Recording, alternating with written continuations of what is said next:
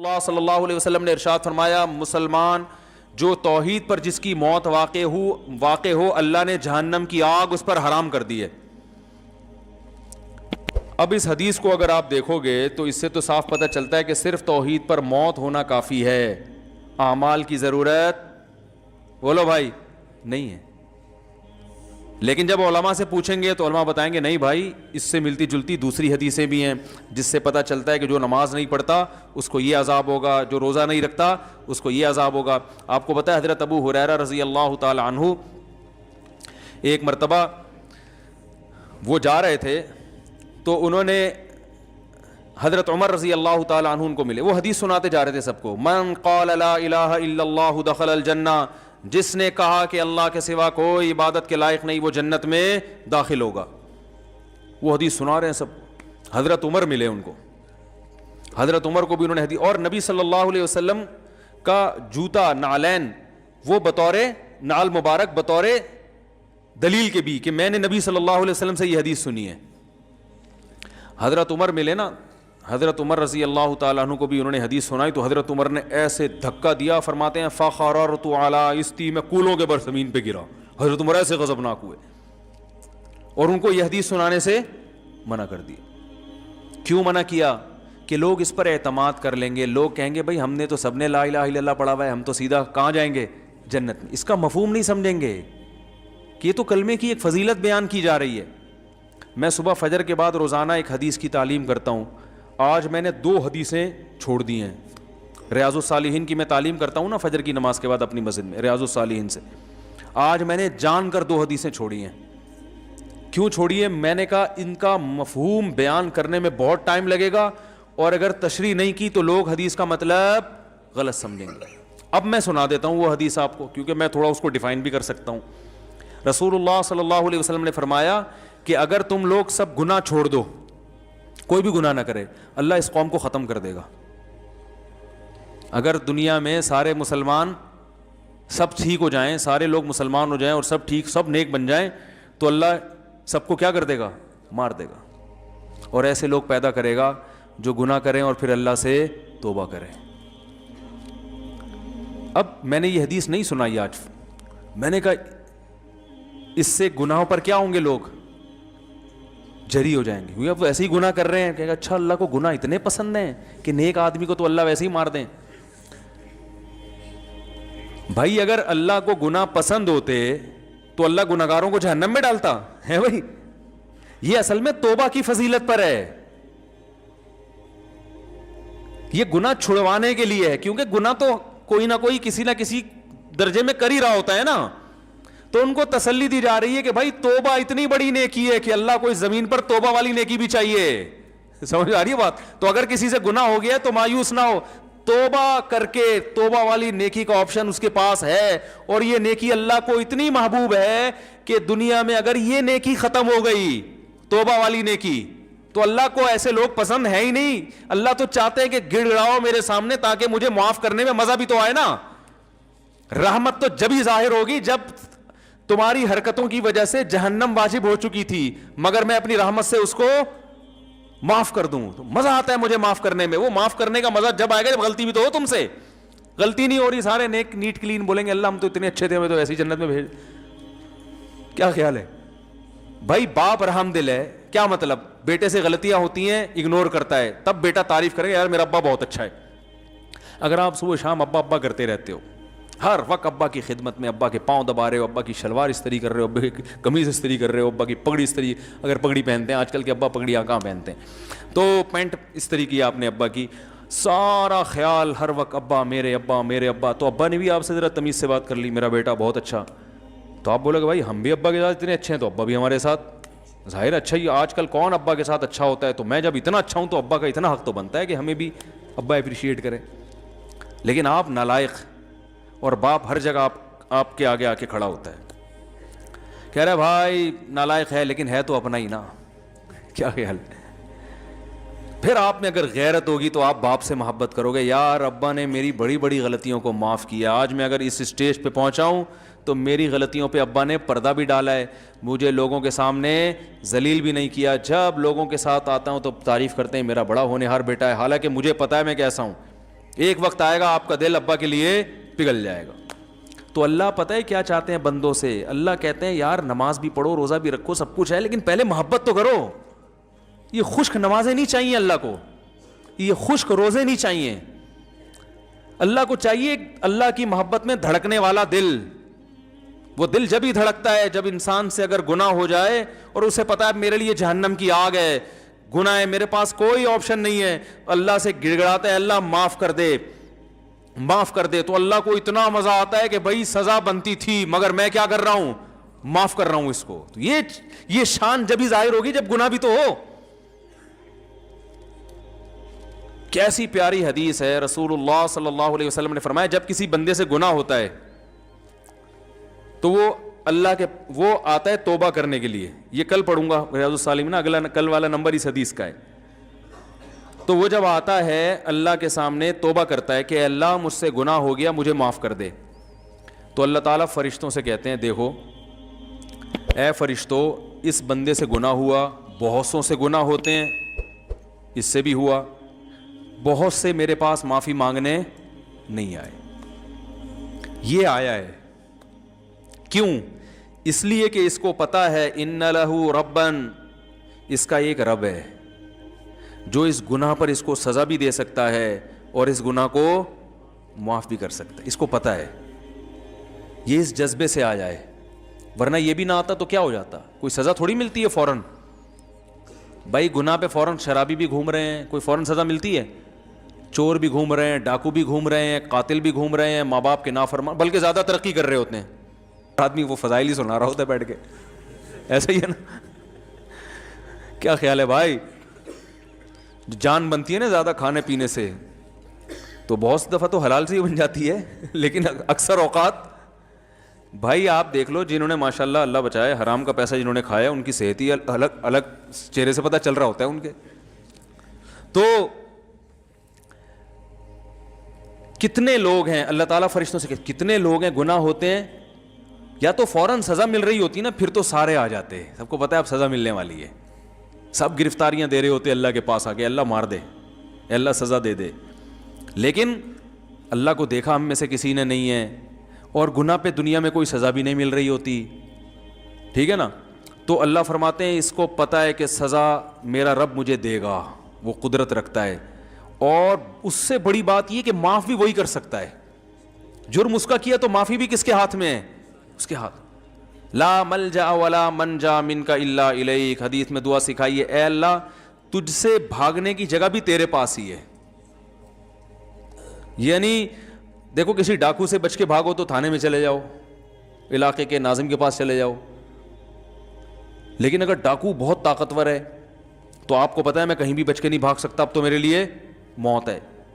تو اللہ تعالیٰ تو اپنے بندوں پر مہربان ہے, لیکن اللہ تعالیٰ سزا بھی دیتا ہے. اس نے بتایا کہ میں نے قوم عاد قوم سمود کو تباہ کر دیا, فرعون کو دریا میں غرق کر دیا اور جہنم کی آگ بنائی اس نے.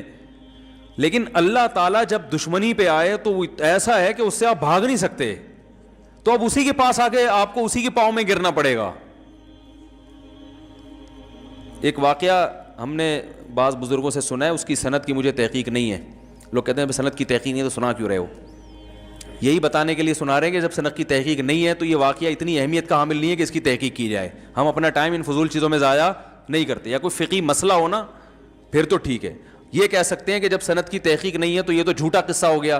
جھوٹا اس لیے نہیں کہ بتا رہا ہوں کہ تحقیق نہیں ہے تو جھوٹا بھی ہو سکتا ہے. سمجھ میں آ رہی ہے بات؟ تو سب سوال پیدا ہوتا ہے جب یہ مستند نہیں ہے تو سنا کیوں رہے ہو؟ عبرت کے لیے, کیونکہ بعض فرضی واقعات بھی ہوتے ہیں لیکن ان کا مضمون درست ہوتا ہے, اس سے جو میسج جا رہا ہوتا ہے وہ میسج کیا ہوتا ہے؟ صحیح جا رہا ہوتا ہے, اس لیے سنایا جا رہا ہے. ہر چیز کا نا ایک پوری ڈیٹیل بتانی پڑتی ہے ورنہ کلپ آ جائے گا ایک. تو کہتے ہیں کہ حضرت موسیٰ علیہ السلام سے کسی نے پوچھا کہ یہ جو حوادث ہیں, حادثات ہیں, اگر یہ تیر ہوں اور چلانے والا اللہ ہو تو ان تیروں سے بچنا کیسے ممکن ہے؟ بھائی یہ تیر اللہ کے ہاتھ میں ہو, کمان اللہ کے ہاتھ میں ہو, اور یعنی وہ حوادث کی یہ تیر ہوں جو حوادث کی شکل میں ہم پر آ رہے ہوں, تو اس حادثات سے بچنا ممکن ہے؟ تو کہتے ہیں موسیٰ علیہ السلام نے کہا ایک ہی طریقہ ہے کہ جو جس کے ہاتھ میں کمان ہے اس سے دوستی کر لو. کیا خیال ہے بھائی؟ اس کے علاوہ آپ کے پاس کوئی آپشن نہیں ہے. تو جو محلے کا دادا ہوتا ہے نا, یا تو آپ اس سے بڑے دادا بن جاؤ. کیا خیال ہے؟ ایک دفعہ یہاں کوئی محلے کے بڑے دادا تھے, مجھے لوگوں نے کہا اس کے خلاف بیان کریں. میں نے کہا جب میں اس سے بڑا دادا بنوں گا تو اس کے خلاف بیان کروں گا. مجھے جب تک اس محلے میں رہنا ہے تو مجھے بلا وجہ دادا گیری کرنے کی ضرورت. لوگ کہتے ہیں نا حق بات آپ ممبر ڈنکے کی چوٹ پہ بیان کر دو. میں نہیں بیان کرتا بھائی حق بات ڈنکے کی چوٹ پہ. میں پہلے دیکھتا ہوں کہ لوگوں میں اس حق کو برداشت کرنے کا تحمل ہے, ایک بات, بلکہ اس سے پہلے دیکھتا ہوں کہ میں خود بھی اس حق کو برداشت کر سکتا ہوں کہ نہیں کر سکتا. یہ جو ڈنکے کی چوٹ پہ اکثر حق بیان کر رہے ہوتے ہیں نا, تو یہ اکثر لوگ یہ اس قسم کا حق بیان کر رہے ہوتے ہیں کہ ان کے پہلے سے کسی محلے کے دادا سے بڑے تعلقات ہوتے ہیں, جن کو انہوں نے بیان بتایا ہوتا ہے میں یہ بولنے والا ہوں, بچا لو گے؟ وہ کہے ہاں بچا لیں گے, تو بول دے. ہمیں تو کوئی ہے ہی نہیں اس طرح کا, ہم تو کسی سے تعلق رکھتے ہی نہیں ہیں. ہاں کسی کے خوف سے غلط بیانی کرنا حرام ہے, یعنی آپ کسی محلے کے دادا کے ڈر سے غلط بات اس کے بارے میں بتا دو, یا جھوٹی تعریفیں شروع کر دو, یا لالچ میں آ کے لوگوں کو غلط گائیڈ کرو, یہ حرام ہے. خاموشی کی شریعت نے اجازت دی ہے, غلط بیانی کی شریعت نے اجازت نہیں دی ہے. غلط بیانی نہیں کرتا, بسا اوقات میں خاموش ہو جاتا ہوں کہ بھائی اس ٹاپک پر بات مت کرو کیونکہ لوگوں میں برداشت نہیں کر پائیں گے یا غلط رخ پہ لے جائیں گے. تو یہ تو مصلحت ہے, یہ تو حکمت ہے, یہ تھوڑی کہ جہاں جاؤ جو چاہے جا کے بول دو. اب مجھے بتاؤ, ایک آدمی میں کو زنا کا خوف ہے, شہوت اس میں اتنی بھر گئی, اب وہ کہیں رشتہ لے کے جاتا ہے, لڑکی کے ابا سے کہتا ہے کہ میں نکاح کرنا چاہتا ہوں. انہیں کیوں کر رہے ہو؟ بھائی میں شہوت سے میرا دماغ خراب ہو گیا ہے اور مجھے زنا کے بڑے خطرات ہیں اور میں بڑا پریشان ہوں, تو میں اس لیے چاہ رہا ہوں کہ میں آپ کی بچی سے شادی کروں, اور وہ ہے بڑی خوبصورت, تو میرا خیال ہے کہ وہاں میں شادی کروں گا تو میرا دماغ جو ہے نا ادھر ادھر جانے سے بچ جائے گا. وہ دے گا رشتہ؟ دفع ہو یہاں سے. بات تو حق ہے اور شریعت میں جائز بھی ہے, لیکن یہ حق بیانی ہے آپ بھی نہیں افورڈ کر سکتے, کوئی بھی نہیں افورڈ کر سکتا. بھائی یہ بات آپ کے دل میں ہے, اس کو رکھو, کچھ اور بات کرو اس کے سامنے.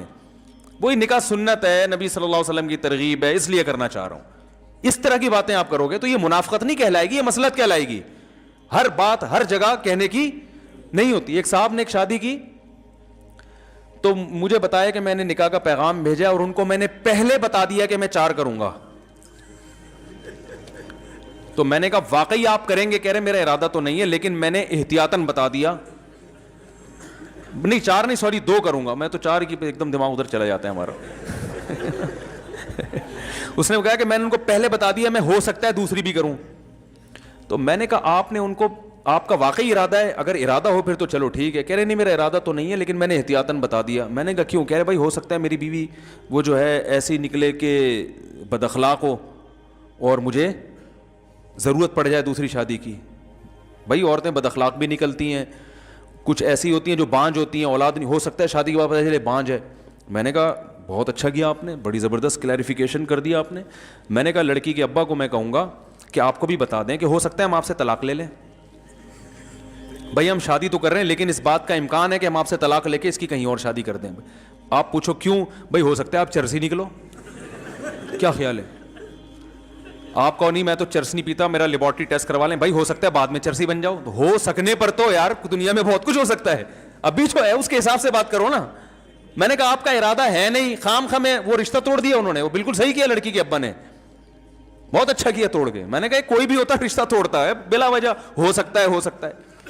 ایک صاحب تھے وہ پولیو کے خطروں کے بہت خلاف تھے, میرے دوست تھے کیا ہیں ابھی بھی. تو ان کا کہیں رشتہ, ان کو بیچاروں کو کہیں رشتہ نہیں مل رہا تھا تو مجھے سفارشی بنا کے لے گئے.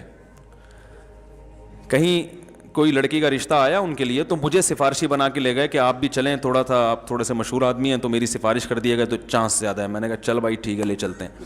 ہم چلے گئے وہاں تو وہ لڑکی کے والد بھائی وغیرہ آ کے بیٹھے, مجھے بڑی عزت دی انہوں نے. میں نے کہا ہمارے دوست ہیں نکاح کرنا چاہتے ہیں آپ کی بچی سے, اس سلسلے میں ہم حاضر ہوئے تھے. انہوں نے کہا ٹھیک ہے جی, بھی ایجوکیشن کیا ہے وغیرہ وغیرہ جو پوچھا جاتا ہے. اس دوران پھر وہ جب بات مکمل ہوئی تو وہ کہنے لگے دیکھیں میں جب نکاح کروں گا تو میں پہلے ایک بات بتا دوں کہ میں بچوں کو پولیو کے خطرے نہیں پلاؤں گا.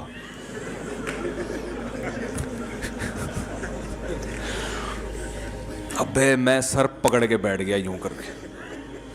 اب میں اس کو یوں اشارہ بھی نہیں کر رہا کہ میں یوں کروں گا تو وہ بولیں گے یہ آپس میں ان کا پہلے سے کوئی پری پلان ہے کہ میں یوں بولوں گا تو یوں بولنا. اب میں دیکھ نہیں رہا اس کی طرف. وہ کہہ رہے کیونکہ میں یہ پولیو نہیں, میں اللہ پہ توکل کرتا ہوں, یہ یہودیوں کی سازش ہے اور یہ فلانا ہے اور یہ ویکسینیشن اور یہ. ابے تو شادی تو ہونے دے, بچے تو ہونے دے اللہ کے بعد. انہوں نے ہاں ابھی کی نہیں ہے. تو میں نے پھر وہ انکار ہو گیا, اور ہونا تھا انکار. میں نے پھر اس کو بول لتاڑا, یار تم نے کیا. کہہ رہے بھائی ہم تو پہلے سے تاکہ بعد میں جھگڑا نہ ہو. یہ وہ لوگ ہیں جو ڈنکے کی چوٹ پہ حق بیان کرتے ہیں. ڈنکے کی چوٹ, اب بھائی تم نے نہیں پلانے تھے اللہ کے بندے. تو وہ پولیو سے اتنا وہ نہیں ہوئے پریشان, وہ اس سوچ سے ہو گیا کہ یار یہ فنڈامنٹلسٹ کی انتہا ہے. یہ تو بہت بڑا فنڈامنٹلسٹ ہے, تو اتنا بنیاد پرست ہے. ہو سکتا ہے وہ لڑکی کے ابا بھی پولیو کے قائل نہ ہو, لیکن اتنا پولیو لیس. تو ہر چیز ہر بیان کرنے کی نہیں ہوتی. بہت ساری چیزیں ٹھیک آپ کی رائے میں ٹھیک ہوتی ہیں, اور یہ تھوڑی کہ وہ تھی, یہ بات بھی انہی کی رائے میں ٹھیک تھی نا, ہر آدمی اس سے متفق تھوڑی ہے. تو کیا بات چل رہی تھی یار, جلدی سے بات کو سمیٹیں, بڑی بکھر رہی ہیں ادھر ادھر باتیں جا رہی ہیں. انہوں نے تو انکار کر دیا, وہ کہاں پولیو والے سے کرتے یار, خود سوچو یار. کوئی بھی نہیں کرتا, بولتا کیا ہے پاگل ہے, کیا کر رہا ہے بھائی تو ہاں حضرت موسیٰ علیہ السلام کا میں بتا رہا تھا کہ بھائی اگر آپ یعنی تیروں سے بچنا آپ کے لیے جب ہی ممکن ہے جب تیر چلانے والے سے دوستی کر لو. تو جب تیر چلانے والے سے دوستی کرو گے تو معاملہ سیٹ ہو جائے گا. تو اللہ کا معاملہ بھی ایسا ہے کہ حدیث میں آتا ہے جب کوئی گناہ کرتا ہے تو اب اس کے پاس آپشن کیا ہے, اللہ سے بچ کے جانا کس کے پاس ہے, اللہ ہی کو منانا ہے کہ اللہ تجھے ستایا تو اب تو ہی معاف کر سکتا ہے. تو اللہ کو یہ ادا اتنی پسند آتی, گناہ کرنا پسند نہیں آتا اللہ کو, غضب آتا ہے اس پہ. گناہ سے پلٹنا پسند آتا ہے.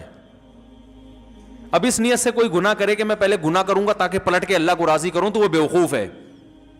بھائی اس کی مثال علماء یہ دیتے ہیں کہ جب آپ کا زخم بھرتا ہے تو والدین خوش ہوتے ہیں نا, آپ بھی خوش ہوتے ہو, لیکن آپ اس نیت سے زخمی کرو اپنے آپ کو دوبارہ کہ پہلی دفعہ جب مجھے زخم ہوا تھا تو جب میں ٹھیک ہوا تھا تو بڑی خوشی ہوئی تھی, اب میں دوبارہ اپنے ہاتھ کاٹتا ہوں تاکہ میں ٹھیک ہوں تو مجھے خوشی ہو. تو یہ پرلے درجے کا بیوقوف ہے, حماقت. ابے بھائی تو پہلے سے ٹھیک ہے تو خراب کیوں کر رہے اپنے آپ کو. تو اسی طرح علماء کہتے ہیں گناہ ہو گیا تو توبہ کرو. توبہ کی نیت سے گناہ کرنا یہ پرلے درجے کی حماقت اور بیوقوفی ہے. اس کے بہت نقصانات ہیں, وہ نقصانات کیا ہیں ایک الگ ٹاپک ہے. تو اللہ کو توبہ اتنی پسند, حدیث میں آتا ہے جب توبہ کرتے ہیں اللہ کہتے ہیں دیکھو اس کو پتہ ہے کہ میں ہوں معاف کرنے والا, تو اللہ کیا کرتے ہیں, معاف کرتے ہیں. فرشتوں سے کہتے ہیں گواہ رہو. نبی نے فرمایا پھر دوبارہ اس سے غلطی ہو جاتی ہے. اب یہ پھر پریشان ہوتا ہے, یار میں نے تو اللہ سے معاہدہ کیا تھا اب نہیں کروں گا, اب دوبارہ ہو گیا. تو یہ پھر اللہ کے پاس آتا ہے, اللہ معاف کر دے. تو اللہ کہتے ہیں دیکھو دوبارہ غلطی ہوئی ہے, اب یہ پہلے سے بھی بڑا جرم ہے. ایک تو گناہ, اوپر سے اللہ سے کیا ہوا ایگریمنٹ توڑا اس نے, لیکن اس کو پتہ ہے اس گناہ پر بھی سزا دے گا کون, اللہ, اور معاف کون کر سکتا ہے, اللہ. تو اس جذبے سے دوبارہ معافی مانگ رہا ہے, بار بار آتا ہے, بار بار معافی مانگتا ہے. اللہ ہر دفعہ فرشتوں کو یہ کہہ کے معاف کرتے ہیں اس نے نہ مجھے دیکھا نہ میرے عذاب کو دیکھا. اس گڑگڑانے کو اللہ پسند کرتے ہیں.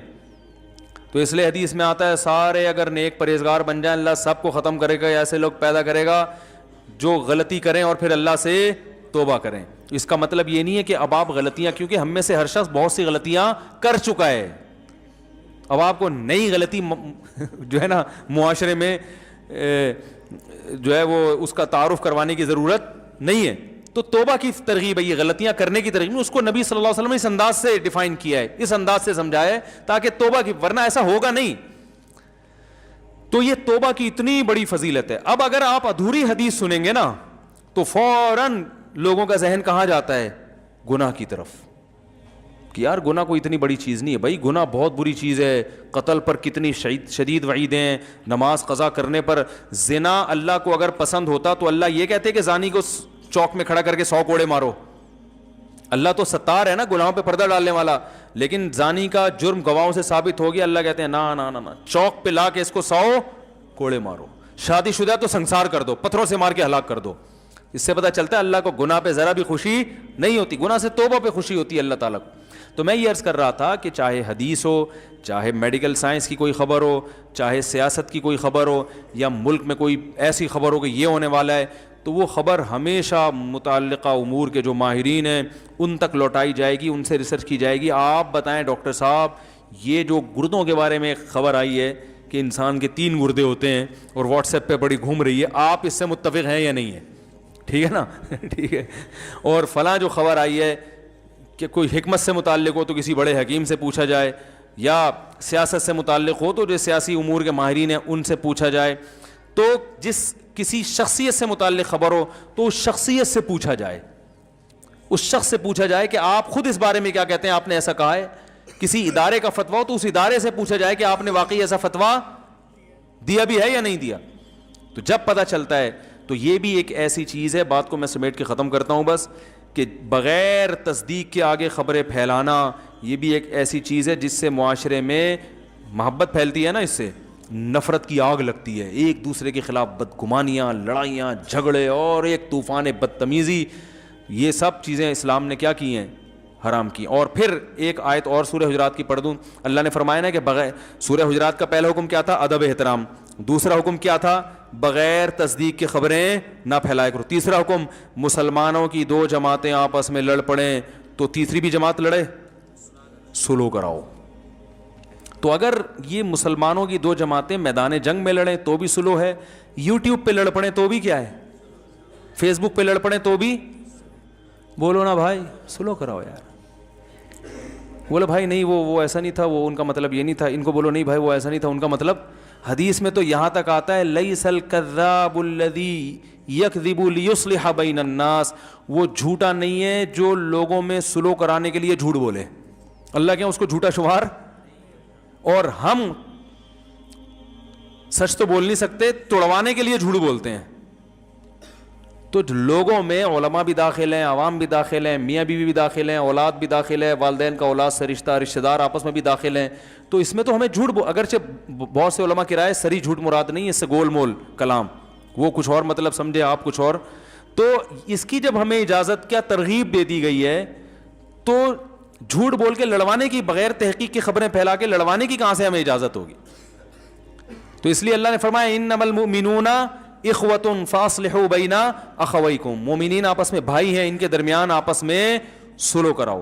اور آگے پھر اللہ نے بہت سارے احکام دیے, تجسس مت کرو, ٹوہ میں مت لگو کسی کی, کوئی نجی زندگی میں کیا کر رہا ہے اس میں مت گھسو. کہاں جاتا ہے وہ, آفس سے آنے کے بعد لیٹ گھر کیوں آتا ہے, کدھر جا رہا ہے, میں ذرا دیکھوں یہ بندہ جاتا کہاں ہے, وہ تمہیں کیا کرنا ہے یار, کہاں جاتا ہے بھائی. ایک آدمی نے کسی سے پوچھا تیری بیوی بدصورت ہے خوبصورت ہے, اس کو غصہ آیا کہ تو کیوں پوچھ رہا ہے, کہہ رہے جنرل نالج کے لیے. تو جنرل نالج کے لیے کہ عنوان سے گھروں میں گھس رہے ہیں لوگ, نجی زندگیوں میں. نبی صلی اللہ علیہ وسلم نے فرمایا اگر کوئی شخص تمہارے گھر میں جھانکے, ابھی گھسا نہیں ہے, جھانکے پرمیشن کے بغیر, فرمایا اس کی آنکھ پہ پتھر مارو, اس کی آنکھ پھوڑ دو. یعنی سوری, یہ نہیں فرمایا کہ آنکھ پھوڑ دو, فرمایا کسی نے پتھر اٹھا کے آنکھ پھوڑ دی تو زمان نہیں ہے, پھوڑنے کے لیے نہیں ہے, اس نے تو ویسے ہی پتھر اڑا لیں کہ میرے گھر میں جھانک کیوں رہا ہے, ویسے ہی پتھر مارا اور اتفاق سے کیا ہو گیا, کوئی زمان نہیں ہے. یہ حدیث میں آتا ہے. کتنی شدید وعید ہے کہ ابھی گھسا نہیں ہے, صرف جھانک رہا ہے. وجہ کیا ہے کہ بھائی جب وہ اس کی پرائیویٹ زندگی, آپ کیوں اس پہ الجھ رہے ہو. اور آپ بتاؤ ہمارے ہاں یوٹیوب پہ جب کسی کو عزتوں کو اچھالا جاتا ہے تو ان کے گھریلو حالات ڈسکس کیے جاتے ہیں کہ نہیں, ابے فلاں نے اپنی بیوی کو طلاق دے دی ہے, پتہ ہے کیوں دی ہے, ابے فلاں تو فلاں کی لڑکی کو لے کے بھاگ گیا, ابے یہ جو فلاں نے شادی کی, میں مجھے پتا ہے سیٹنگ کی شادی ہے یہ بھائی. اتنی باتیں گھروں میں گھس رہے ہیں, ریکیاں کر رہے ہیں, یہ کہاں سے آ رہا ہے, کدھر جا رہا ہے, یہ کیا کر رہا ہے, یہ کیوں کر رہا ہے, یہ نجی زندگی لوگوں کی تبصرہ. اچھا پھر اس میں بھی یہ اکثر یہ کیا ہوتا ہے کہ یہ جو مشہور لوگ ہوتے ہیں نا, ان کی میاں بیوی میں علیحدگی ہوتی ہے تو ان کی عورتیں آ کے پھر کلپ ریکارڈ کرواتی ہیں, انٹرویو دیتی ہیں, میرے میاں نے یہ ظلم کیا, میرے میاں نے یہ ظلم کیا. لوگوں نے میاں کو گالیاں دی ہوئی ہوتی ہیں نیچے. او بھائی یہ تمہیں کیا پتا کیا بھی ہے کہ نہیں کیا, یا کبھی میاں کے ریکارڈ کروا رہا ہوتا ہے, ہم دونوں کا رشتہ, جو مشہور شخصیات ہوتے ہیں نا جو پہلے سے میڈیا پہ آ رہے ہوتے ہیں, وہ اصل میں ایکچولی یہ ہوا تھا, یہ یوں کر رہی تھی, تو عورت کو گالیاں دے رہے ہوتے ہیں لوگ. اور چھوڑو مٹی ڈالو بھائی, او بھائی علیحدگی ہو گئی, میاں بیوی تو بھاڑ بھیجا, ہمیں کیا کرنا ہے. اتنا گھستے ہیں, ہر گھر کی خبر, اس گھر میں یہ ہو رہا ہے, اس گھر میں یہ ہو رہا ہے, فلاں کی بیٹی پردہ کرتی ہے, فلاں کی بچے کی اتنی سیٹنگ چل رہی ہے, فلاں یہ کرتا ہے, فلاں وہ کرتا ہے. تو جو بھی کر رہا ہے بھائی, آپ سے اس کے بارے میں سوال نہیں ہوگا. اللہ نے فرمایا وَلَا تَجَسَّسُوا, جاسوسی مت کرو. صرف جاسوسی جنگ کے موقع پر جائز ہے. سمجھ رہے ہو؟ خفیہ ایجنسیوں کے لیے جاسوسی جائز ہے, وہ بھی آپ کی نجی زندگی کی نہیں, بلکہ یہ کہ یہ اتنی ایکٹیویٹیز نوٹ کرنا کہ بھئی کنٹری کے خلاف تو کوئی کام نہیں کر رہا. ایجنسی والے گڑبڑ پتہ ہے کیا کرتے ہیں, وہ آپ کی جو جیسے اس کو کسی آفیسر نے ذمہ داری لگائی نا کہ فلاں مولانا صاحب آج کل بڑے چہک رہے ہیں, دیکھو کہیں یہ را کا ایجنٹ تو نہیں ہے, یہ کہیں جو ہے نا کوئی اور ملک کے خلاف تو نہیں ہے, ذرا اس کی تحقیق کرو. وہ ایجنسی والا کیا کرے گا, نجی زندگی میں گھس جائے گا, آپ کے لیپ ٹاپ نکال کے آپ کی بیوی کی تصویریں دیکھنا شروع کر دے گا, اور کیا کرے گا, وہ ہر وہ سارے گھریلو راز جاننے کی کوشش میں اس کا غلط فائدہ اٹھا رہا ہے. وہ یہ بہت ہوتا ہے لوگوں کے ساتھ. کوئی مشہور شخصیت ہے, کوئی سیاستدان ہے, اس کے بارے میں انکوائری ایجنسی والے کرتے ہیں تو اتنی محدود نہیں رکھتے کہ بھائی بس اتنا دیکھ لو ملک کے خلاف ہے نہیں, اس کے گھر میں گھسنے کی کیا ضرورت ہے تمہیں. میں پہلے میرے پیچھے ایجنسیز بہت لگتی تھیں, اب تو شکر ہے ان کو اطمینان ہو گیا یہ ملک کے خلاف نہیں. ہم خدا کی قسم بہت سو سے زیادہ اس ملک سے محبت کرتے ہیں, اور یہ صرف ہوائی دعوے نہیں ہیں. ہم اگر وہ اپنی قربانیاں بتائیں کہ ہم نے اس ملک کے لیے کیا کیا ہے تو وہ ایک الگ ٹاپک شروع ہو جائے گا. حقیقت میں اس ملک سے ہمارے علماء نے ہمیں یہ سکھایا ہے کہ یہ ملک ہے تو ہم ہیں, اسلام ہے. اگر یہ ملک ختم ہو گیا تو جیسے بغداد کا سقوط ہوا تھا نا, اس سے اسلام کو فائدہ ہوا, نقصان ہوا. اس کے بعد خلافت عثمانیہ کا خاتمہ ہوا, اس کے بعد مغلیہ سلطنت کا خاتمہ ہوا, پھر خلافت عثمانیہ, پھر سب سے پہلے ہوئی خلافت بغداد ختم. بغداد کی خلافت کے بعد مسلمانوں پر دوسرا زوال آیا, اندلس کی خلافت ختم ہوئی ہے. اس کے بعد مسلمانوں پر زوال آیا بر صغیر پر, مغلیہ سلطنت کی واٹ لگ گئی, ختم ہو گئی. پھر زوال آیا, خلافت عثمانیہ ختم ہوئی. اب بڑے بڑے ماہر علماء سے میں نے سنا ہے کہ اب اگر اسلام ایک پاورفل حیثیت میں کہیں ہے تو وہ پاکستان میں ہے. یعنی جس کی ایک پاور ہے نا, ایک پاورفل آرمی ہے جس ملک کے پاس. سعودی عرب کے پاس آرمی نہیں ہے, ترکی کے پاس آرمی ہے, مگر وہاں اسلامی شعار اتنے زیادہ نہیں ہے. 50% طیب اردگان جب تک ہے تو ہے, اگر اللہ نہ کرے اس کو شکست ہوگی تو پھر لبرل حکومت آ جائے گی. بالکل ہی, یعنی ان کے آئین میں اسلام نہیں ہے. ہمارا تو آئین اسلامی ہے بھائی, ہم تو اس سے پیچھے نہیں ہٹ سکتے. ٹھیک ہے درجنوں خرابیاں ہیں, لیکن آئین میں یہ پہلی شق ہے کہ قرآن و سنت کے منافی کوئی قانون نہیں بنے گا. آگے جتنی قانون سازی ہوگی اس کے مطابق ہوگی, وہ اگرچہ نہیں ہو رہی لیکن ریڑھ کی ہڈی میں اسلام شامل ہو گیا ہے. تو ہمارا یہ عقیدہ ہے کہ اب اگر اللہ نہ کرے پاکستان کو کچھ ہوا تو یہ ایسا سقوط ہوگا کہ اس کے بعد اٹھنے کے قابل نہیں رہیں گے. بہت سارے ملک مصیبتوں سے پاکستان کی وجہ سے بچے ہوئے ہیں. تو وہ کیا ہوتا تھا کہ میرے گھر آ کے بیٹھتے تھے اور کیا کر رہے ہیں, درازوں میں گھس رہے ہیں, الماریوں میں گھس رہے ہیں. او بھائی تم درازوں میں الماریوں میں کیوں گھس رہے ہو؟ تم بالفرض اگر ایجنسی کے آدمی ہو, تمہیں حکومت نے یہ, میرے 10-15 سال پرانی بات ہے جب دہشت گردی عروج پر تھی نا, تو وہ ان کی ذمہ داری بھی تھی, دیکھیں جو مشہور لوگ ہیں ذرا ان کو. تو بھائی ٹھیک ہے آپ گھسو, لیکن ڈراز میں کیوں گھس رہا ہے بھائی تو؟ یہاں کے بم رکھا ہوا ہوگا کہ یہاں پہ وہ کیا ہے اپنی ٹھڑک. ایجنسیوں نے ان کے ذمہ یہ ٹچے ہوتے ہیں, چھوٹے چھوٹے جو ہوتے ہیں نا, گھوم رہے ہوتے ہیں. ایجنسی میں جو آفیسر ہے اس نے ان کو یہاں تک جانے کی اجازت نہیں دی ہوتی, لیکن وہ اپنی ذاتی کے راز پہ مطلع ہو جاؤں کسی طرح, پھر میں ذاتی طور پہ بلیک میل کروں گا. سمجھ رہے ہیں نا, کمپیوٹر میں گھس رہا ہے, کبھی کیا کر رہا ہے, کیا میں اندازہ ہو جاتا ہے بندہ ٹھیک نہیں ہے. یہ بھی ممکن ہے ایجنسی کا نہ ہو, ویسے ہی کوئی بندہ آ گیا ہو. آپ کسی کو مہمان کے طور پہ کمرے میں بٹھا کے جائیں اور وہ آپ کی ڈرازیں کھول کے چیک کرنا شروع کر دے. آپ چائے بنانے کے لیے گئے اور وہ, تو یہ گھٹیا اور نیچ حرکت ہے یا نہیں ہے؟ بھائی تمہیں یہاں بٹھا گئے ہیں, تمیز سے بیٹھو یار. ڈراز کھول کے دیکھ رہا ہے اور جو ہے وہ کمپیوٹر کھول کے دیکھ رہا ہے. آپ کسی کو موبائل پکڑا دو, فوراً ان باکس میں جا کے میسج پڑھنا شروع کر دے گا وہ. تو یہ ہے لا تجسسوا. اللہ فرماتے ہیں جاسوسی صرف اس کی ہوگی جو جس کے بارے میں آپ کو خطرہ ہے کہ ملک کے خلاف تو نہیں جا رہی ہے, تو اس کی بھی جاسوسی اتنی ہوگی جتنی ملک کے دفاع کے لیے ضروری ہے. اس کی ختنے چیک کرنا شروع کر دیں آپ بیٹھ کے باقاعدہ. چلو ختنے اس نیت سے کہ کہیں ایسا نہ ہو کہ وہاں کا ایجنٹ ہو, وہ بھی چلتا ہے. تو یہ کر رہے ہیں لوگ یہ کام. تو یہ ہے تجسس, یہ اسلام میں کیا ہے, حرام ہے. ایک دفعہ کیا ہوا, ہمارے پڑوس میں نا کھڑکی کھلتی ہے, یعنی ہمارے مین گیٹ سے دوسری طرف, وہ ہماری کھڑکی نہیں ان کی کھڑکی ہماری طرف کھلتی ہے. ہمارے گھر کی طرف نہیں, دروازے کی طرف. تو ادھر ٹی وی چل رہا تھا. اب ایک خاتون آئی, ان کی نظر کھڑکی پہ پڑی, فلم چل رہی ہے یا ٹی وی چل رہا ہے یا کیا, واللہ عالم, اکثر فلمیں چل رہی ہوتی ہیں ٹی وی میں, بس ان کو اندازہ ہو گیا ٹی وی چل رہا ہے. اب وہ ہمارے گھر میں گھسی, ملنے کے لیے آئی تھی. اب وہ نا, اب ان کو یہ نہیں پتا کہ یہ ساتھ کمرہ ہمارا نہیں ہے, ہمارے پڑوسیوں کا ہے. اب ان کو یہ تجسس, مفتی صاحب کا گھر ہے اور کیا چل رہا ہے یہاں پہ, ٹی وی. اب میرے گھر والے مجھے بتا رہے ہیں کہ ٹک کے بیٹھی نہیں ہے وہ, ان کو یہی فکر کہ یار وہ والے کمرے میں جاؤں جہاں, کہہ رہے ان کی ایکٹیویٹیز سے مجھے اندازہ ہو, کبھی یوں جا رہی ہیں, کبھی یوں جھانک رہی ہیں, کبھی یوں جھانک رہی ہیں, کبھی ایسے کر کے دیکھ رہی ہیں. تو ہمارے گھر والے کہتے ہیں مجھے اندازہ ہو گیا جو پڑوسیوں کا ٹی وی ہے نا, اس سے ان کو غلط فہمی ہو رہی ہے. اور کیونکہ کمرے ساتھ ملے ہوئے ہیں تو یہ سمجھ رہی ہیں کہ مفتی صاحب کے گھر میں ادھر ممبر پہ بیٹھ کے ٹی وی کے خلاف تقریریں کرتے ہیں اور گھر میں کیا چل رہا ہے, ٹی وی چل رہا ہے. تو گھر والوں نے کو بتا دیا کہ یہ جو آپ یوں کر رہی ہیں نا, یہ ان کا ٹی وی, ہمارا نہیں ہے, دوبارہ جا کے اچھی طرح سے دیکھ لیں, ایسا نہ ہو وہاں جا کے خبریں پھیلانے. تو بھائی اگر آپ کو گھر میں بلائے چائے کے لیے, چائے پیو, پتلی گلی سے نکلو, آپ جھانک جھانک کے یوں کرنا یوں کرنا یوں کرنا, کتنی گھٹیا حرکت ہے. یہ چل رہا ہے مارکیٹ میں, اور یہ اگر صفائی نہ ہوتی تو ان کو تو یہ ہو جانا تھا. کہ تو ہمیں تو شریعت نے سکھایا ہے اچھا گمان. بس یہ ایک واقعہ سنا کے بیان ختم کرتا ہوں. میں بچپن میں تبلیغ والوں کے ساتھ کہیں گشت کر رہا تھا, ہم نے ایک صاحب کو آتے ہوئے دیکھا, گھر میں داخل ہوئے ہمارے سامنے, ہم ان کے پیچھے پہنچ گئے, امیر صاحب نے دروازہ بجایا, ایک بچہ آیا, جی کون, انہوں نے کہا بھائی فلاں صاحب ہیں جو بھی ہمارے سامنے گھسے تھے, وہ اس بچے کے ابو تھے. بچے نے کہا بھی بتاتا ہوں, پوچھتا ہوں میں. وہ گیا اندر, آ کے کہہ رہا ہے وہ گھر پہ نہیں ہے, ہمارے سامنے گھسے ہیں وہ. تو امیر صاحب, دیکھو یہ ہوتا ہے تبلیغی جماعت کی جو کامیابی کی وجہ ہے نا, یہ بیسک اصول ہیں, یہ بنیادی اصول ہیں جس کی وجہ سے وہ پوری دنیا میں پھیل گئے. صرف زبان سے کہتے نہیں ہیں, جو کہہ رہے ہیں اس پر عمل بھی ہے.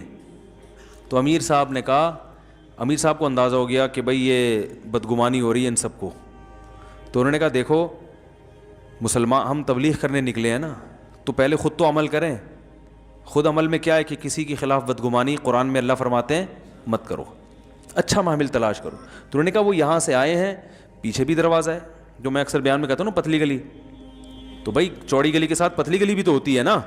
بھائی وہ آئے ہوں, پانی پیاؤ اور اس دروازے سے نکل کے باہر چلے گئے ہوں, تو بچے نے آ کے کہا ہو کہ بھائی نہیں ہے گھر پہ, تو عین ممکن ہے. اور واقعی ایسا ہوتا بھی ہے. بعض دفعہ انسان بھاگا بھاگا ایک دروازے سے آتا ہے, گھر میں پانی پیا یا واش روم گیا اور دوسرے دروازے سے فوراً نکل گیا.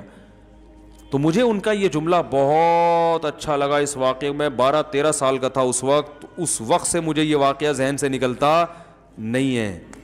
یہ ہے کہ ان بعض الظن اسم, اے ایمان والو بدگمانی مت کرو, اکثر گمان برے ہوتے ہیں, گناہ ملتا ہے اس پہ.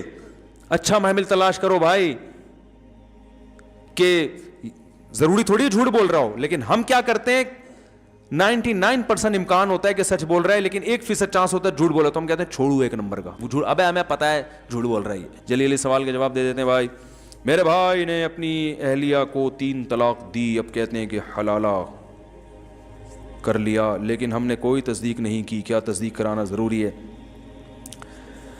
بھائی دیکھو, ایک آدمی اگر اپنی بیوی کو 3 طلاقیں دیتا ہے, پہلی بات تو گناہ کرتا ہے, اکٹھی 3 طلاقیں دینا جائز نہیں ہے, لیکن طلاقیں واقع ہو جائیں گی. اس میں میں پورا مدلل ابھی کلپ بھی ریکارڈ کروانے والا ہوں انشاءاللہ.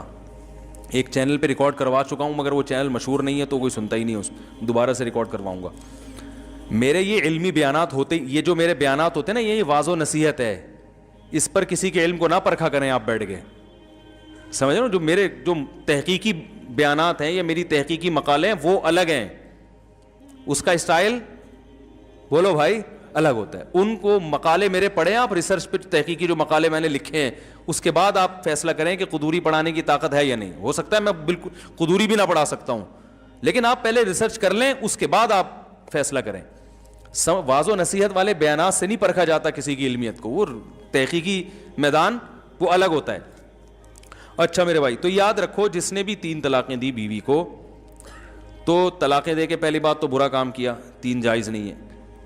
پھر عورت نے اگر حلالہ کیا ہے تو یہ پری پلان حلالہ تھا تو حرام ہے.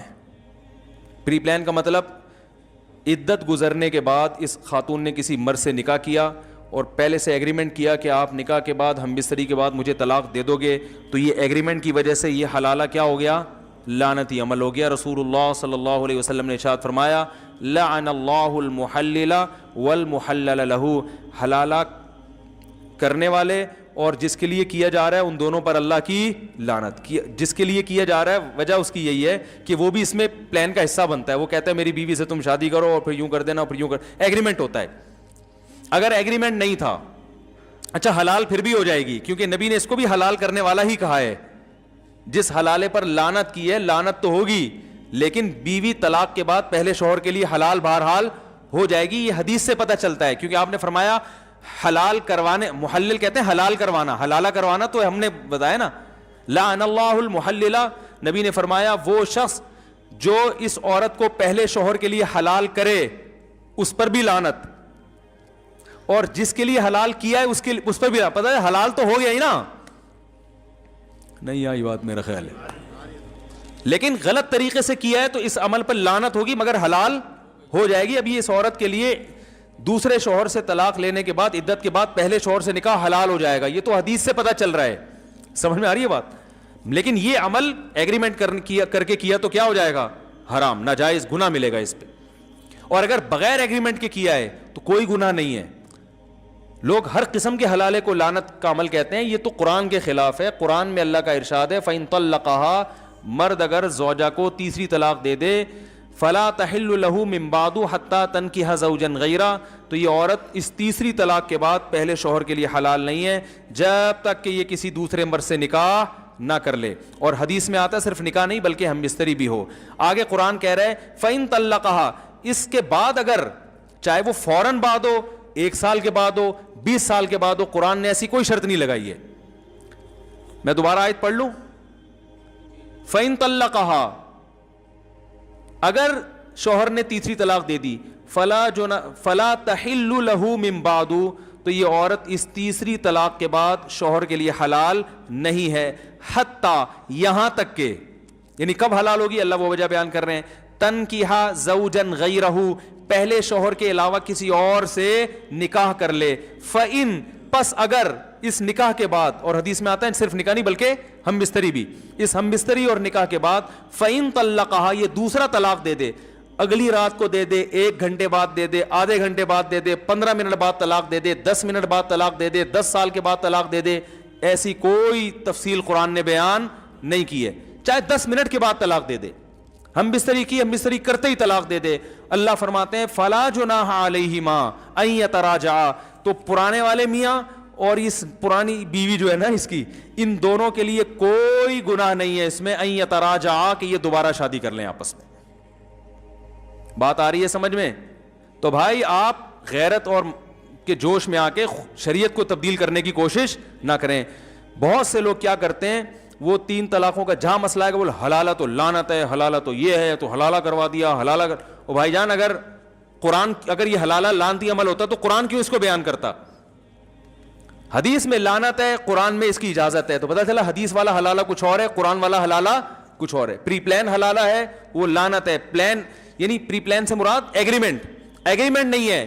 تو پھر اگر دوسرا شوہر ہم بستری کرنے کے فوراً بعد طلاق دے دے تو بھی عورت پہلے شوہر سے نکاح کر سکتی ہے. بات آ رہی ہے سمجھ میں؟ اچھا, یہ بھی جائز ہے کہ عورت نے پہلے سے ایگریمنٹ نہیں کیا, شوہر, دوسرے شوہر ہیں جب بیوی سے ہم بستری کی, تو عورت کے لیے یہ بھی حلال ہے کہ فوراً طلاق مانگ بھی لے. اس کے ناجائز ہونے کی بھی قرآن و سنت میں کوئی دلیل نہیں ہے. طلاق عورت اگر بغیر کسی ریزن کے مانگے نا اپنے شوہر سے تو گناہ ہے. ایسی عورتوں کو منافقات میں شامل کیا گیا ہے جو جنت کی خوشبو بھی نہیں پائیں گی. لیکن اگر کسی ریزن کی وجہ سے مانگ رہی ہے تو اسلام میں یہ غلط, بولو نا بھائی, نہیں ہے. تو یہ بھی ایک ریزن ہے کہ میں اپنے پہلے شوہر کے پاس جانا چاہتی ہوں کیونکہ میرے اس سے بچے ہیں, تو یہ ریزن ہے ایک. بھائی میری یادیں اسی سے وابستہ ہیں. سوال پیدا ہو جب اس سے تھی تو مجھے نکاح کیوں کیا؟ بھائی اس لیے کیا کہ اس سے اجازت نہیں ہے نکاح کرنے کی, آپ سے اجازت تھی تو آپ سے کر لیا. بات آ رہی ہے سمجھ میں؟ اور یہ سوچا تھا کہ اچھے لگے تو رہوں گی, نہیں لگے تو نہیں. مجھے نہیں اچھے لگ رہے, مجھے آپ کے منہ سے گٹکے کی بدبو آ رہی ہے. کوئی بھی وجہ ہو سکتی ہے. اب اگر آپ یہاں تجاوز کرتے ہیں نا کہ نہیں یہ طلاق لے کے شادی نہیں کر سکتی, یہ اب قرآن پر کیا ہے, آپ اپنی عقل لڑا کے قرآن کے حکام کو کیا کر رہے ہو, چینج کر رہے ہو. بات آ رہی ہے سمجھ میں؟ تو اسی وقت طلاق لے کے, ہاں دوسرے پر جبر نہیں ہے, وہ کہیں میں نہیں چھوڑوں گا. آپ نے طلاق مانگی, وہ کہیں میں نہیں طلاق دیتا, تو عورت کو زبردستی کرنا جائز نہیں ہے. ٹھیک ہے جب نہیں دیتے تو آپ ہی میرے مقدر میں میاں ہیں, شادی تو ہم نے کوئی ایگریمنٹ تو کیا نہیں تھا, مجبوراً گزارا کریں گے, منع کے ابا آپ ہی بنو گے تو گزارا کریں اس کے ساتھ. اور اگر وہ چھوڑ دیتا ہے تو اس پر بھی کوئی گناہ نہیں ہے. اس لیے گناہ نہیں ہے, وہ یہ کہتا ہے یار یہ اگرچہ میری بیوی ہے, میں نہ چھوڑوں تو, لیکن جب یہ نہیں رہنا چاہتی, اس کے دل میں میرے لیے وہ جذبات نہیں بن سکتے جو پہلے کے لیے ہیں, تو چھوڑ دینا بہتر ہے یا نہیں ہے؟ بھائی میں تو لوگوں کو ویسے ہی مشورہ دیتا ہوں جن کی بیویاں طلاق مانگ رہی ہیں, کوئی ریزن نہیں, میں کہتا ہوں یار طلاق اچھی چیز نہیں ہے, لیکن یہ بھی اچھی چیز نہیں ہے جو نہیں رہنا چاہتی زبردستی گھسیٹ کے رکھو اس کو اپنے پاس, یہ کوئی اچھا کام ہے؟ ابے کیا ہو گیا, او بھائی محبت کا رشتہ ہے, محبت سے رہو, ٹھیک ہے, نہیں رہ سکتے تمیز سے الگ ہو جاؤ نا. تو طلاق نہیں دینی چاہیے, لیکن اگر بیوی نہیں رہنا چاہتی, بیوی کے لیے تو غلط ہے بلا وجہ مانگے, لیکن آپ کے لیے بہتر یہی ہے کہ جب نہیں رہنا چاہ رہی تو یار ایسی عورت سے کرو شادی جو غیرت مند ہو, آپ سے ٹوٹ کے محبت کرے. نبی نے کیا فرمایا, تزوج الودود الولود, ایسی عورت سے نکاح کرو جو محبت کرتی ہو. تو یہ جب طلاق مانگ رہی ہے اس کا مطلب آپ سے یہ محبت نہیں کرتی. تو اگر آپ افورڈ کر سکتے ہو طلاق دینے کے بعد کہ بھائی مجھے دوسری مل جائے گی تو چھوڑ دو اس کو, اور اگر نہیں آپ کہیں یار میں تو اس سے بھی جاؤں گا ٹھیک ہے نا, مجھے ویسے ہی کوئی لفٹ نہیں کرائے گا معاشرے میں, پھر بے شک نہ چھوڑو. آپ بولو بھائی ٹھیک ہے تمہیں میں سمجھ میں نہیں آ رہا, لیکن مجھے تم ہی سمجھ میں آ رہی ہو, تمہارے علاوہ مجھے کوئی سمجھ میں, تو اختیار تو اللہ نے مرد کو دیا ہے نا, سمجھ رہے بھائی میں نہیں رہ سکتا, مجھے تم سے اتنی محبت ہے, تمہیں اگرچہ نہیں ہے, لیکن اب تو تم نے اپنی مرضی سے قبول ہے نا ہمیں, تو اب ہم تو تمہیں پہلے سے بھی زیادہ محبت ہو گئی, ہم نہیں چھوڑیں گے, جاؤ. تو بعض دفعہ مرد ایسا ہوتا ہے, ایک صحابی نبی کے پاس آئے, انہوں نے اپنی زوجہ کے بارے میں بتایا کہ کچھ ایسی حرکتیں بتائیں ان کی جو نازیبہ ہوتی ہیں, تو آپ صلی اللہ علیہ وسلم فرمایا ان کو طلاق دے دو. تو آپ نے حدیث کا مفہوم بیان کر رہا ہوں, آپ ان صحابی نے عرض کیا یا رسول اللہ میں بہت زیادہ محبت کرتا ہوں. آپ نے فرمایا ٹھیک ہے پھر مت دو. مطلب یہ کہ وہ عورت ایسی ہے کہ وہ رکھنے کے قابل نہیں ہے, لیکن اب تمہیں عشق کی حد تک محبت ہو گئی ہے, تو ایسا نہ ہو کہ برائی میں نہ پڑ جاؤ کسی نا. ایسی عورت کو چھوڑو گے تو اب تمہیں اس ڈیزائن کی دوسری ملے گی نہیں, وہ زیادہ خوبصورت تھی یا کیا مسئلہ تھا اس میں, تو پھر تمہیں وہی. ایک صاحب کی بیوی بد اخلاق تھی مگر خوبصورت بہت تھی, تو انہوں نے اپنی بیوی کو طلاق دے دی. اب ان کو اچھے اخلاق والی مل گئی, مگر اس کی شکل بیچاری کی بقول ان کے, آپ کوئی بھی نہیں جانتا نہیں ہے میں کس کی بات کر رہا ہوں, اس لیے کوئی غیبت نہیں ہے, کسی کا راز فاش نہیں کر رہا. تو وہ میرے پاس آئے, کہنے لگے یار وہ پرانی بہت یاد آ رہی ہے. میں نے کہا کہہ رہا یار وہ ٹھیک ہے بد اخلاق تھی لیکن شکل اچھی تھی. کہہ رہے یہ اخلاق کی بہت, لیکن کہہ رہے شکل بالکل بھی اچھی نہیں ہے. تو میں نے کہا اب اس کو بھی گزارا کر لو. اب وہ ان کے ماشاءاللہ گزارا ہو رہا ہے, بچے بھی ہو گئے ان کے. میں نے کہا ورنہ جب اگلی ملے گی نا تو نہ اخلاق کی اچھی ہوگی اور نہ شکل کی ہوگی, پھر بولو کہ دوسری اخلاق کی تو اچھی تھی نا. تو شکر کرو جو بھی اللہ نے جس کو جو پیس دے دیا اللہ کا شکر ادا کرے. جو ملا صبر کرو, شکر کرو. دنیا میں سارے مزے دنیا میں نہیں ہوتے. پازیٹیو چیزوں کو دیکھو, نیگیٹو کو اگنور کرو. تو اب اللہ نے قرآن میں کیا کہا کہ اب اگر شادی کے بعد دوسرا میاں طلاق دے دے, فوراً دے دے, اگلے دن دے دے, 10 سال کے بعد دے دے, وہ اس کا ہیڈیک ہے, وہ ان کا آپس کا مسئلہ ہے. بلکہ علماء نے یہاں تک لکھا ہے کہ اگر دوسرا شوہر اس نیت سے طلاق دے دے کہ یہ پہلے شوہر کے ساتھ شادی کرنا چاہتی ہے, اس کے اس سے بچے ہیں, اس کے جذبات و فیلنگ اسی کے ساتھ ہیں, میرے ساتھ یہ نباہ نہیں کرنا چاہتی, تو اس طلاق پہ اس کو ثواب ملے گا. مقصد تو راحت. طلاق اس لیے بری چیز ہے کہ اس سے نقصان ہوتا ہے نا, یہاں طلاق کا نقصان کے بجائے کیا ہو رہا ہے, فائدہ ہو رہا ہے. اور دوسری بات جو حلالے کا مقصد تھا وہ بھی حاصل ہو گیا. مقصد یہ تھا کہ جب مرد نے 3 طلاقیں دی تھیں تو طلاق میں یا تو عورت قصوروار ہوگی یا کون قصوروار ہوگا, آدمی. یہی مسئلہ ہے نا. اگر عورت قصوروار تھی تو اس کی زندگی میں نیا مرد آیا تو اس کو کمپیئر کرنے کا چانس دیا شریعت نے, دیکھو یہ بھی ہے وہ بھی ہے, دونوں میں زیادہ اچھا کون ہے. اب سوچ سمجھ کے جانا. جو جھگڑے ہو رہے تھے, اگر اس کا پرانا میاں غلط تھا تو وہ کبھی بھی پرانے کے پاس نہیں جائے گی. وہ سمجھ میں آ رہی ہے بات. وہ کہے گی اللہ نے میری جان چھڑا دی, میری زندگی میں ایک نیا مرد آ گیا, ایک اچھا آدمی مل گیا, میں اب آپ ہی کے ساتھ زندگی گزاروں گی, مجھے وہاں جانے کا کیا شوق ہے. دوبارہ اس کے پاس جانا چاہتی ہے, اس کا مطلب فالٹ کس میں تھا, عین ممکن ہے آپ میں فالٹ ہو. اب آپ کو اندازہ ہو گیا کہ جو ہے نا مرد کیسے ہوتے ہیں. اور مرد کی اگر غلطی تھی تو جب وہ دھکے کھائے گا نا اس بیوی کو یاد کر کر کے روئے گا تو اسے اندازہ ہوگا یار اس میں فالٹ تھے, مگر اب جو میں رشتے تلاش کر رہا ہوں اس سے بھی زیادہ فالٹ والے مل رہے ہیں. اور یار کم از کم بچوں کو تو پال رہی تھی نا, اب تو بچے بھی گئے, چلو کھانا نہیں بناتی تھی, خدمت نہیں کرتی تھی, تمیز سے بات تو کرتی تھی. وہ یادیں جب علیحدگی ہوتی ہے نا یادیں تو پھر آتی ہیں, کہے گا یار یہ تو کسی اور کے نکاح میں چلی گئی یار, یہ تو بالکل اختیارات ختم ہو گئے. وہ 100 دفعہ سوچے گا. اگر وہ اپنے فیصلے پر نادم نہیں ہے, وہ کہہ رہے میں نے صحیح کیا, تو وہ دوبارہ کبھی بھی شادی, بولو بھائی, بولتے کیوں نہیں کرے گا. وہ کہے گا اچھا ہے کسی اور سے نکاح ہو گیا, فون کر کے اپنی پرانی بیگم کو بول دے گا اب اسی کے ساتھ رہنا, اس خوش فہمی میں نہ رہنا کہ میں آپ سے شادی کروں گا, ادھر ہی زندگی ہنسی خوشی زندگی گزارو, میری جان چھوٹی, اچھا ہوا تمہیں بھی گھر مل گیا. سمجھ رہے ہیں. لیکن اگر وہ طلاق کے بعد دوبارہ نکاح کر رہا ہے, اس کا مطلب وہ یہ مان رہا ہے کہ غلطی طلاق دینے میں کس کی تھی, میری تھی. تو قرآن کہہ رہا ہے کہ فلا جناح علیہما یتراجعا ان ظنا یقیما حدود اللہ, دونوں آپس میں شادی کر سکتے ہیں اگر ان کا خیال ہو کہ اب یہ جھگڑے نہیں ہوں. اس کو بھی سزا مل گئی اور آپ کو بھی سزا مل گئی. رہا ایک آخری بات بتا کے بیان ختم کرتا ہوں. بیان تو میرا ختم پہلے ہی ہو چکا ہے, جو جانا چاہیں وہ جا سکتے ہیں, تو یہ گریبی چل رہی ہے. بیان ختم ہو چکا تھا, جب مسائل شروع کر دوں نا میں تو اس کا مطلب بیان ختم ہو چکا ہے, جو جانا چاہیں وہ جا سکتے ہیں. تو لوگ اس کو غیرت کے خلاف سمجھتے ہیں, یہ ایک اہم بات ہے. لوگ کہتے ہیں غیرت کے خلاف ہے کہ 3 طلاقیں دی, ایک آدمی کی بیوی کسی دوسرے مرد کے پاس جائے پھر وہاں سے گھوم کے واپس ہے, غیرت کے خلاف ہے. یہ غیرت کے خلاف اس لیے نہیں ہے کہ جب آپ نے 3 طلاقیں دے دیں, عدت بھی پوری ہو گئی, تو وہ اب آپ کی بیوی ہے نہیں, وہ جہاں چاہے جس سے چاہے شادی. کسی کی طلاق یافتہ سے شادی کرنا غیرت کے خلاف نہیں ہے. آپ کا اس سے کوئی ریلیشن نہیں رہا, وہ جہاں چاہے شادی کرے. اب اگر وہ دوسرے مرد سے طلاق لیتی ہے تو یہ بھی غیرت کے خلاف نہیں ہے. عورتیں طلاق لیتی ہیں نا مختلف بیسس پر, تو غیرت کے خلاف ہے.